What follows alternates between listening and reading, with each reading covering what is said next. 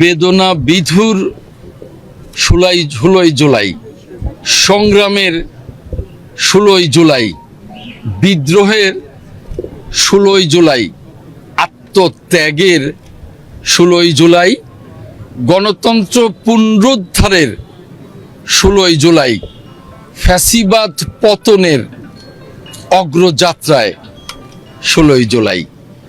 সম্মানিত সাংবাদিক বন্ধুগণ, আজকের দিনে 2 বছর আগে এই 16 জুলাই রংপুরের তথা বাংলাদেশের কৃতি সন্তান আবু সাইদ ওই ফ্যাসিস্টের গুলিতে ঝাঁঝরা হয়ে অকুতুভয় আবু সাইদ আজকের দিনে 2 বছর আগে শাহাদাত বরণ করে। বাংলাদেশের তথা চট্টগ্রামের কৃতি সন্তান ওয়াসিম আকরাম আজকের এই 2 বছর আগে 24-এর 16 জুলাই ওই ফ্যাসিস্টের ঝাঁঝরা গুলিতে শাহাদাত বরণ করে নিজেকে উৎসর্গ করেও আন্দোলনে সাধারণ মানুষকে সম্পৃক্ত করে। সেই শহীদ আবু সাইদ, শহীদ ওয়াসিম আকরামের আত্মার প্রতি শ্রদ্ধা নিবেদন করছি, তাদের পরিবারের প্রতি সমবেদনা জ্ঞাপন করছি। আপনারা জানেন যে এই 16 জুলাইকে সম্মান জানিয়ে আন্দোলন সংগ্রাম এবং গণতন্ত্র পুনরুদ্ধারের এই জয় যাত্রাকে সম্মান জানিয়ে গণপ্রজাতন্ত্রী বাংলাদেশ সরকার এই আজকের দিনটিকে জাতীয় শহীদ দিবস, জুলাই শহীদ দিবস ঘোষণা করেছে এবং এই জুলাই শহীদ দিবসে রংপুর সহ সারা দেশে ভাব গাম্ভীর্য নিয়ে এটি পালিত হচ্ছে।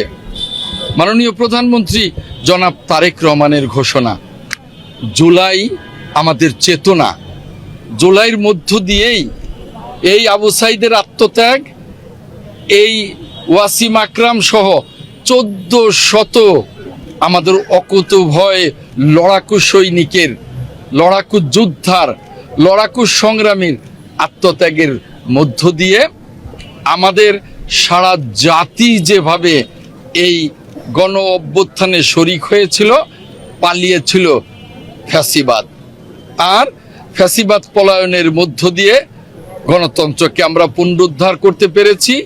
একটি অবাধ এবং নিরপেক্ষ নির্বাচনের মধ্য দিয়ে আমাদের শ্রদ্ধেয় নেতা মাননীয় প্রধানমন্ত্রী জনাব তারেক রহমানের নেতৃত্বে আমরা একটি গণতান্ত্রিক সরকার গঠন করেছি এবং একটি গণতান্ত্রিক সংসদ গঠন করেছি।